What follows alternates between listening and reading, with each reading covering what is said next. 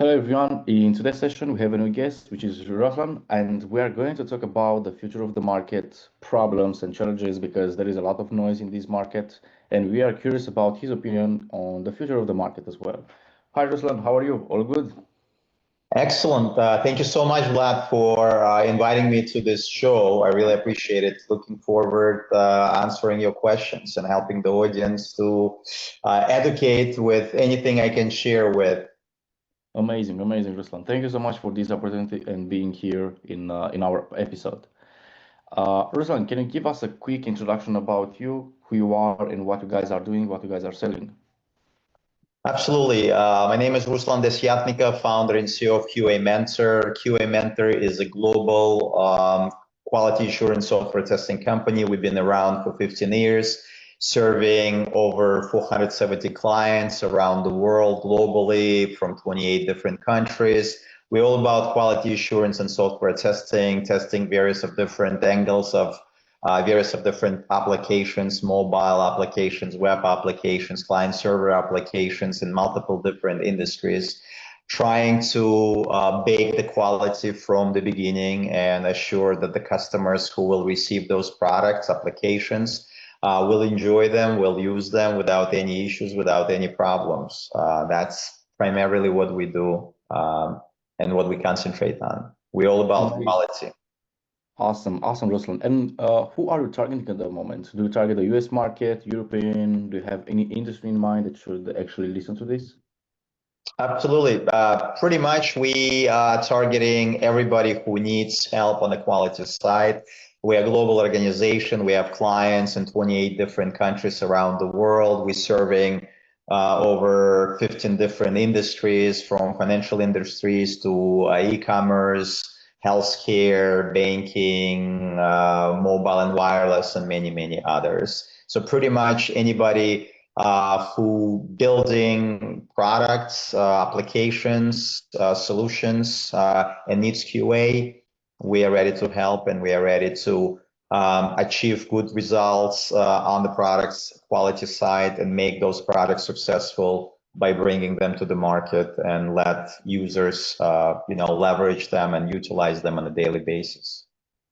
Okay, wonderful. And Ruslan, what the audience actually should know about you and also about the company? About me, I am very passionate about quality assurance and software testing. I started my career 28 years ago as a junior tester and then made myself up to building a global quality assurance software testing company. I've been, advocating for quality in multiple different seminars, webinars, workshops. I published multiple different articles in multiple different magazines. I published a number of e-learning courses for quality assurance and software testing professionals. A lot of people following me on LinkedIn. In terms of our organization, our quality assurance company, QA Mentor, we've been, again, advocating for quality. We've been global. We have multiple different locations around the world. Major testing centers are in Ukraine, in India, in Nigeria. We spread it across the board with the smaller, units in Romania, in Poland, in New Zealand, in Australia, and many, many other areas. And again, QA Mentor stands for providing guidance, strategic support, coaching. We wanted to educate as many people as possible on quality assurance and software testing domains, and we want to make a better place, better quality place, for everybody who cares about quality. This is, we have quality people, and we all for quality products. That's our motto. Amazing, amazing, Ruslan. And how do you see the future of the market now? Do you think the AI somehow they are going to replace what you guys are doing? Do you think it's going to be harder for other companies? How do you see the future of the market overall? Yeah, that's a good and very popular question. A lot of QA professionals in our industry, in our craft, very nervous and worried about the future with AI knocking the door and, trying to take some of the positions. I always say that AI will replace those who are not strong quality assurance engineers, those who doesn't want, to think about the quality and really, support quality from the human intelligence perspective. Not recently, very recently, we actually launched the whole discipline, human intelligence software testing, which specifically talks about importance of human intelligence in testing, that no tools, no AI, no automation can be equivalent when it comes to human judgment, human intuition, human understanding of the product itself. So definitely AI might, bring some risks to our profession. Definitely it might replace some of the testers, but those testers will be replaced who are not very effective, who are not very efficient. Because I strongly believe that AI needs to be controlled and monitored by humans, human intelligence. There's always needs to be human in the loop. There is always a need to really verify and validate the AI outcomes or anything AI produces. There got to be somebody who will verify and validate and rely, as we say, trust but verify. And that's very, very important. You cannot blame AI for making a mistake and say, oh, that was AI, that was not me. At the end of the day, you making that determination, you making that final conclusion, you're the one who will provide that final decision or assessment. And you should never blame on AI or any other tools out there. So for those who's scared of AI, I would say you should not be scared of AI. AI can also be a very good effective productivity enabler for you. You should wish good to AI because many people want AI to fail. I want AI to succeed in the sense of helping us to be more effective and be more efficient, not afraid of AI that one day it will replace us. So I'm very positive about AI dynamics. Just in our field, AI still is pretty new and fresh, not mature enough when it comes to automation or any other areas which allows us to leverage it fully. We cannot fully rely on AI. We can leverage some elements of it, which definitely helping us to be more productive and effective. Only time will tell, how quickly, how fast AI will evolve and will get to that maturity level. Amazing.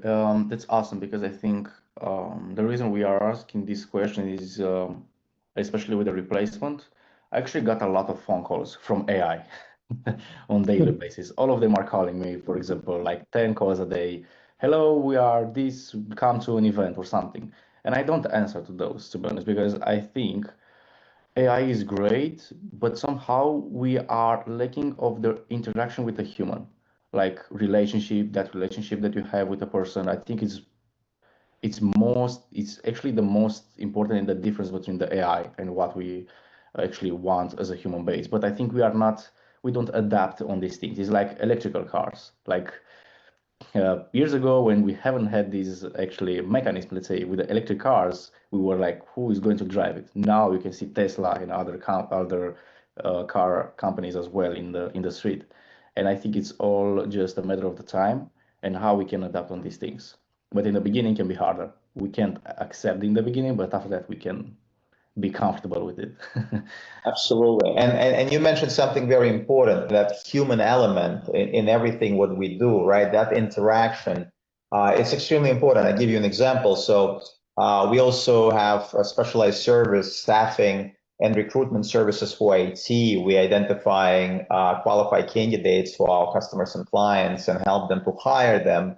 And some of the other firms leveraging AI to interview the candidates, right? just imagine AI interviews the candidate. I don't get that, you know. Yeah, yeah, You got to feel the candidate. When we interact with you, you can feel me, I can feel you. You can get a sense of what type of personality I might have, what exactly. types of values I possess, what types of mentality I have and mindset towards certain things, right?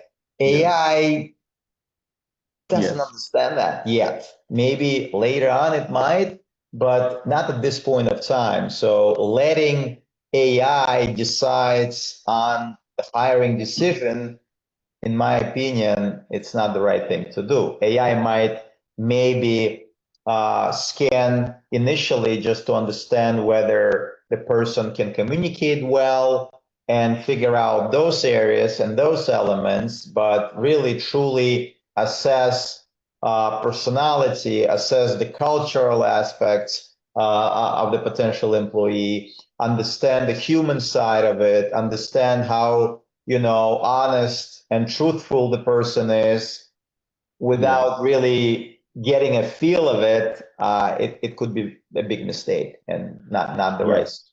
So Exactly. And what we saw also in the market is that some companies that have bigger retention with their customers is just made that retention with the relationship that they had with that client. Not actually on results, like results are great, but somehow the relationship, I think it's also important because we can see companies like with, I don't know, maybe they work with 1 year with a partner, they haven't get any result, but they like the way that that guy is actually delivering the results, making the progress, because they like the relationship with them.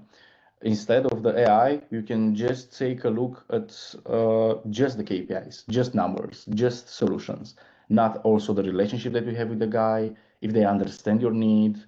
Like AI is just, for example, asking you the questions at the moment. I think in the future is going to evolve as well, because this is the nature of actually we as a human based, but also as a market in the world. And that's so important. I think there can be a lot of things. Um, I'm just curious, how do you see, like, do you think that machine learning and this part, because machine learning they are using by just bigger companies like Google and Amazon and everything.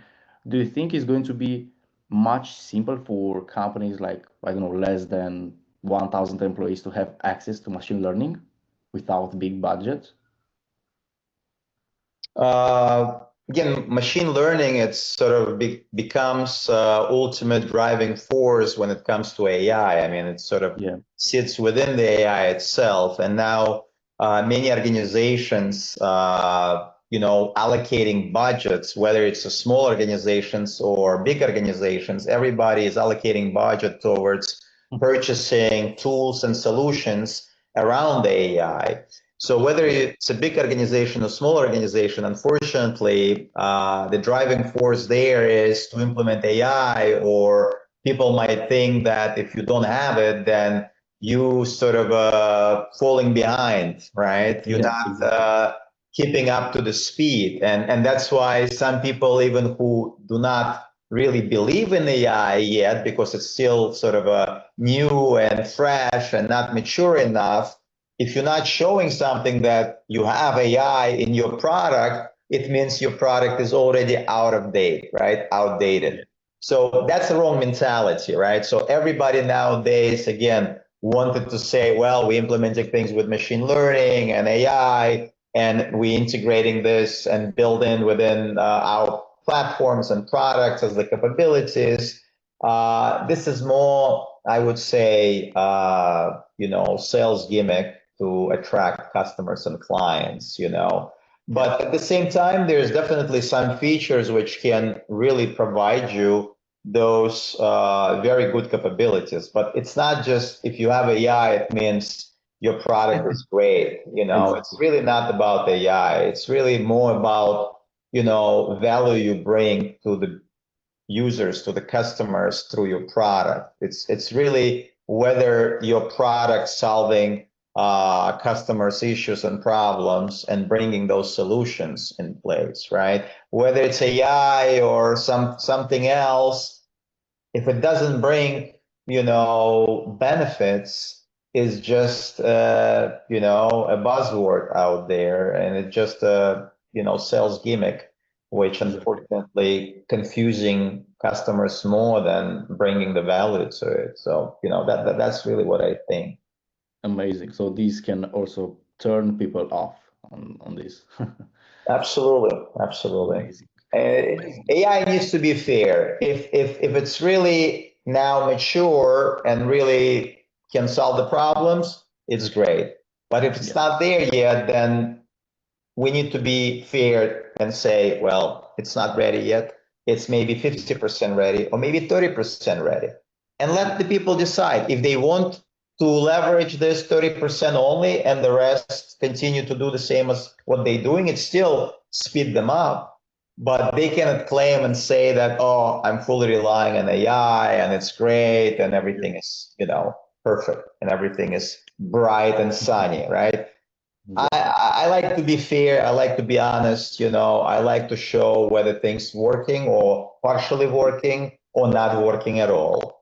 And don't be biased around this. Be truthful because that recommendation can help other people from for buying decisions. I don't want people to buy things because somebody is nicely advertising that, and in reality, it's not really bringing the value. That's just not right in my.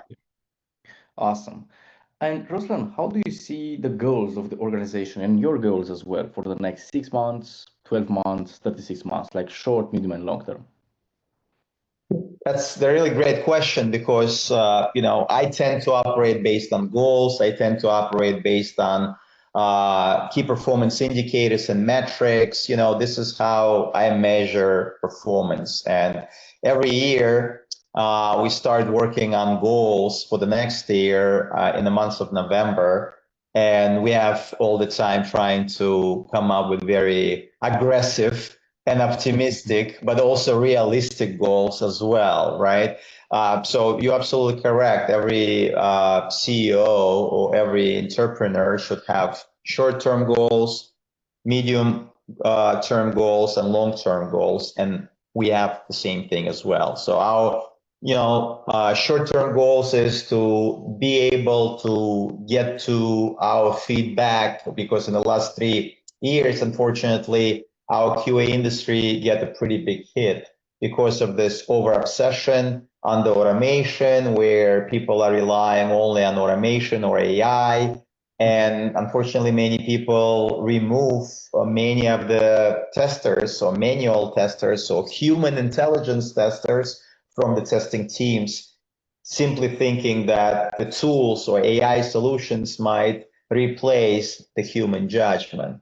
That's really not the case, and I don't think it's the right approach, right? So we have to deal with that situation and not really fight back, but still prove the case that human judgments and human intelligence is a very powerful, strategy for any employee, whether it's in UN QA or in other industry or in another profession. Right. So that's the ultimate, short-term goal for us. The long-term goals, we are dreaming about basically sharing the information across the board. We want it to be a next McDonald's for quality assurance and software testing services. We want empower all the testers around the world to leverage and utilize our best practices and methodologies. We wanted to help as many people as possible in the world to be able to do the proper QA, the smart level QA.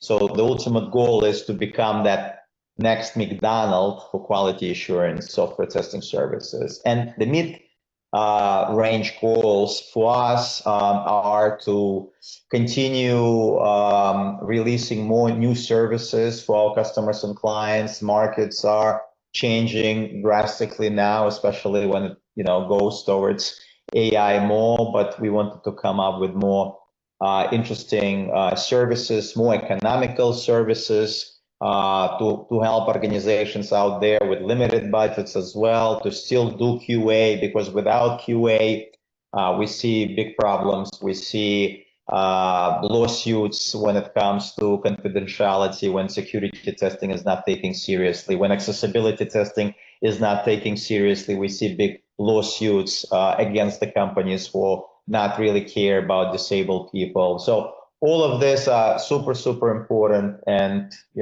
those are, ultimately our goals for the future. Okay, wonderful, Ruslan.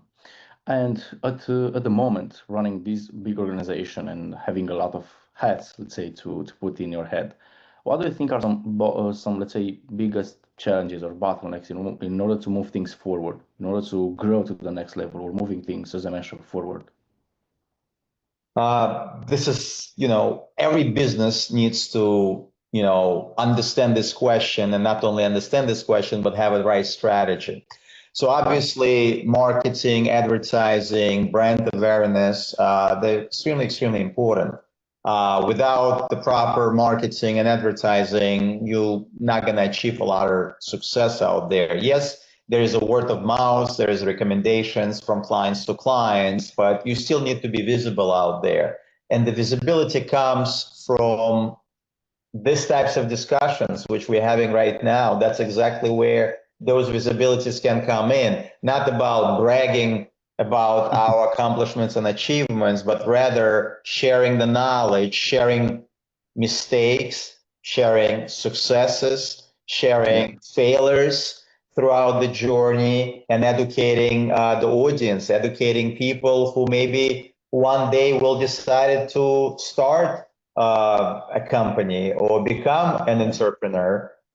So again, thinking strategically about, marketing, advertising, brand awareness, communicating your principles, communicating your beliefs, and sharing just the best practices. It's essentially a very important for any business to get to the next level, or to be able to attract clients, or share and introduce, your company into the bigger, markets, into the bigger, audiences out there.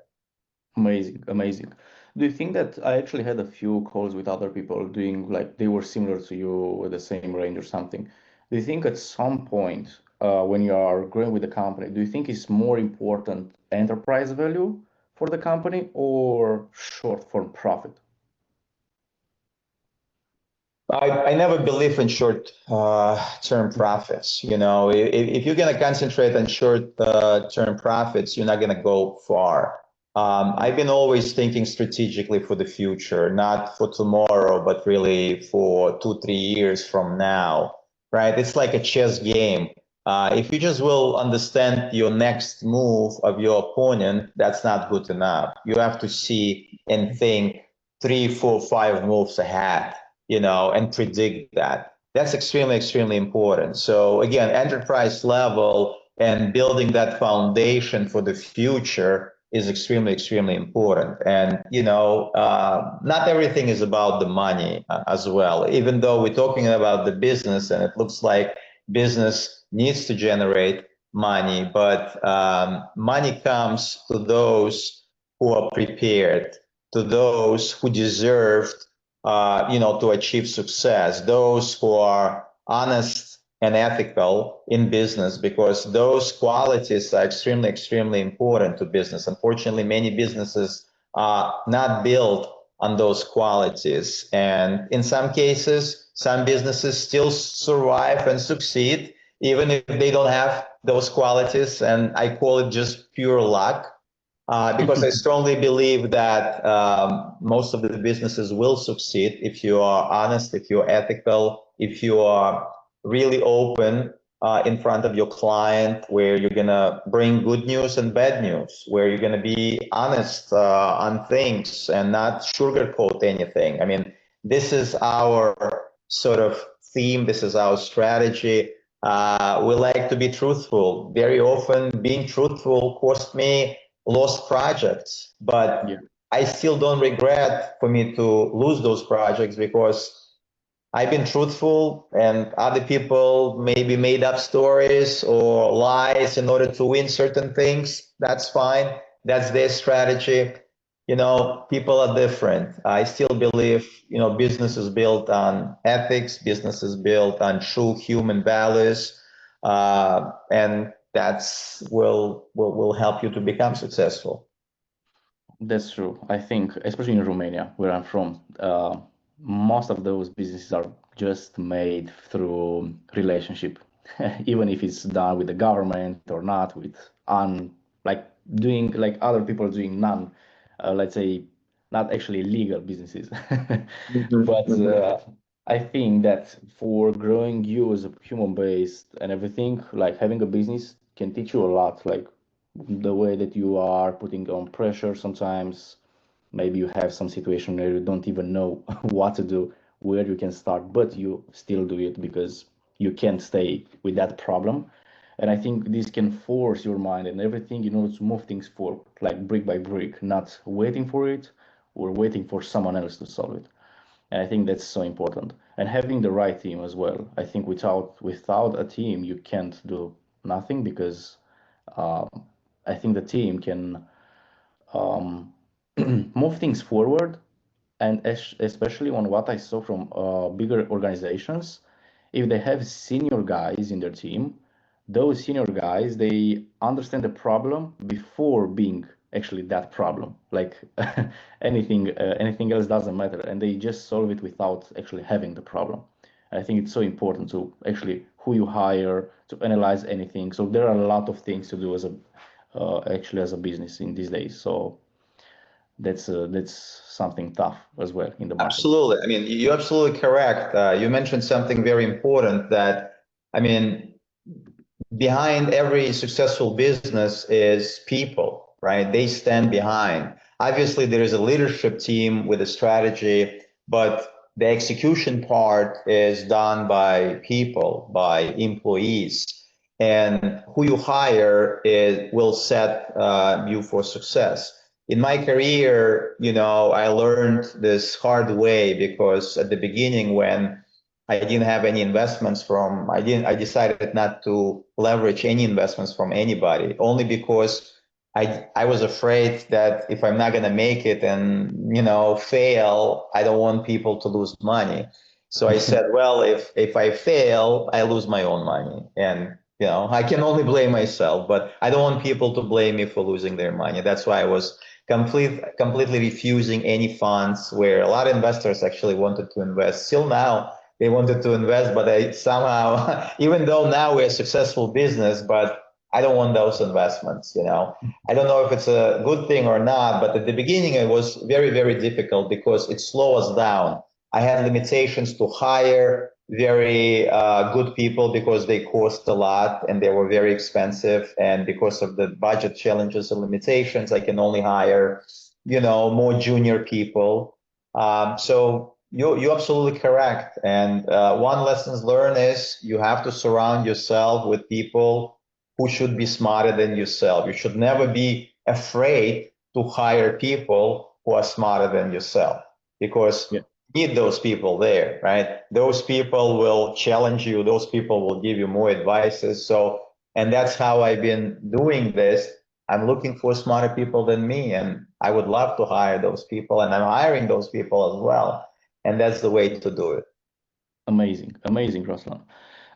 If someone would only know your organization by just one achievement or one project, what do you think will be that they can remember about you and also about the company?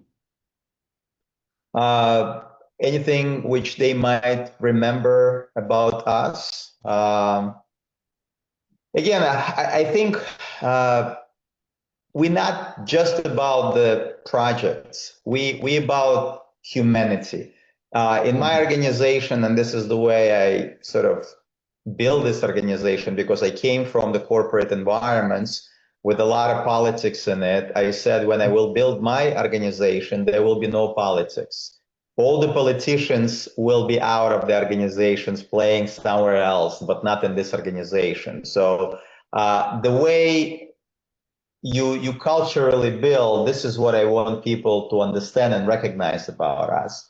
I mean, yeah, you can be successful on projects, you can be very smart and good about achievements from the company standpoint, but nothing to me is more important than the culture, than the human aspects, than the people who we hiring, and the real, family atmosphere in the organization. So if anybody wants to remember this, this is our motto. We built our organization, based on the human factors, based on humanity, based on the honesty, based on the truthfulness, and we try to hire people like-minded like us. I hire rather a person with the heart and with the good personality and qualities rather than the superstar who will be arrogant and who will be poisoning the team because of the bad attitude. I will definitely go with the lesser, maybe technical person or lesser experienced person, but someone who really truthful and really a true team player, not a selfish person. So that's what I want, people to remember or recognize or, refer when it comes to QA mentor, because we try to be a little different in that aspect. Amazing. And that's something true because without human, you can do nothing. And if they don't respect the culture of the company, they will not respect also the mission of the company and other things to move things forward. And everything is doing what they want. And I think that's not the point. It's like if you are looking at the banks, for example, all of the employees on the banks, they are in suite.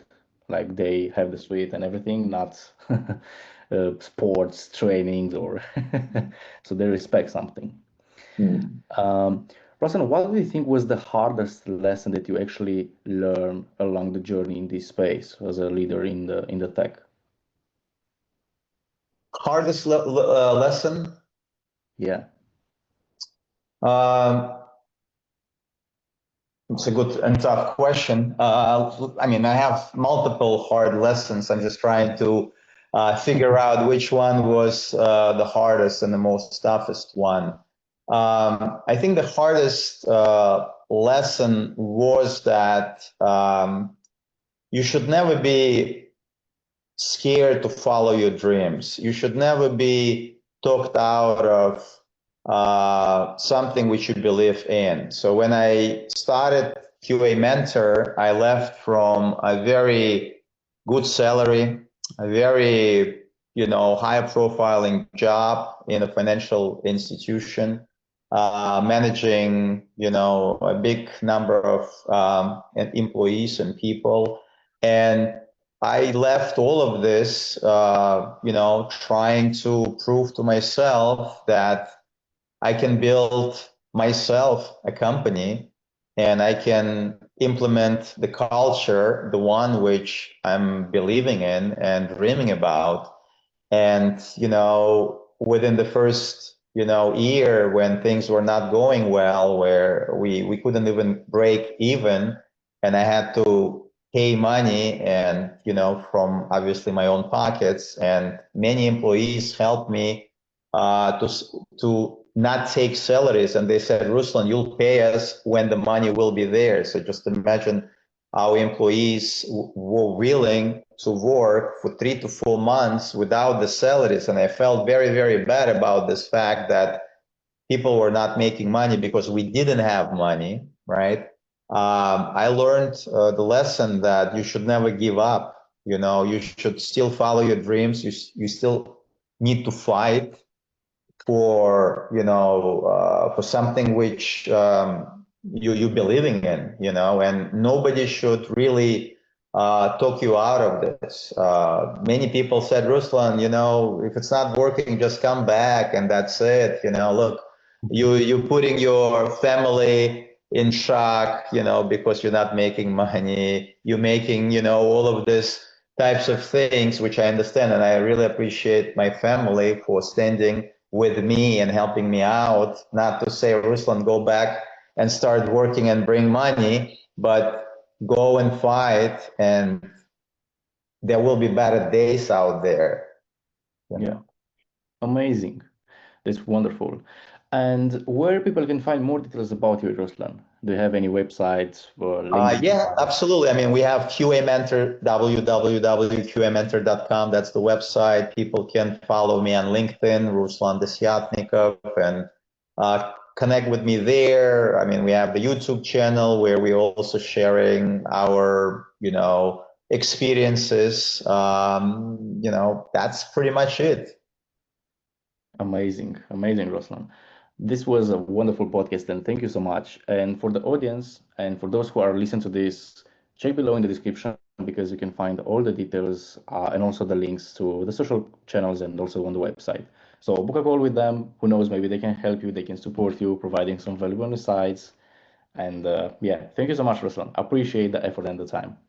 Appreciate a lot, and thank you, for everything what you're doing for young generation of future entrepreneurs, and with those types of episodes, you sharing the wisdom of people who been through a lot, through tough times, through successes, through failures, and I like those types of episodes which you're sharing in your channel because it's very educational and it provides a lot of value, not necessarily only to entrepreneurs, but just people, professional people out there, because they get to know more things. They get to know different perspectives. They get to know different views, different points. And I appreciate everything what you're doing for this community. Yeah, I think everyone is just posting their good life, but I think that's just I heard something about from a billionaire, like don't trust nothing from what you actually heard from someone else, and just 50% on what you saw, because the rest of 50% you don't have the context. So Exactly. I don't think that that's the case. There can be tough No, situations, and it's not that. absolutely, absolutely. Awesome, Ruslan. Thank you so Thank you much. so much once again for having me here. I appreciate it, and all the best.